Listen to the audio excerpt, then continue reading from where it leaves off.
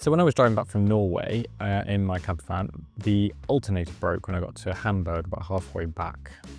It was fluctuating voltage drastically, going up to 18 volts and sometimes not charging at all.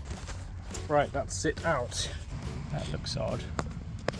There's something stuck in there. And I said at the time that I would open it up and have a look and see what was wrong, so let's do that now. This alternator has a vacuum pump on the back for the brakes. This is the first trouble I had. These screws at the front were completely jammed and I couldn't get them out. Two of them came out, two of them didn't. I tried everything and to no avail. In the end, I drilled them out. That's the rotor, the bit that spins inside.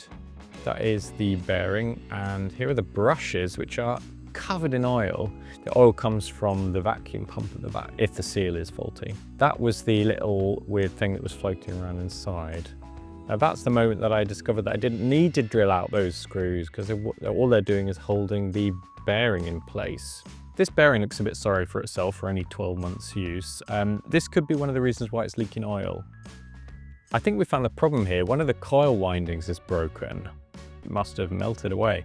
There's 3 coil windings and a single wire here, which is presumably a ground.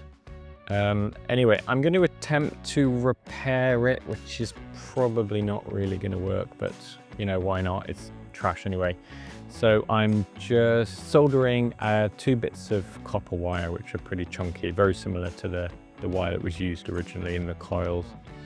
My soldering skills have been criticized before, and I would totally accept I'm terrible at soldering. That, I think, is one of the worst soldering jobs anyone's ever done in the history of humanity. But anyway, it's the best I can do.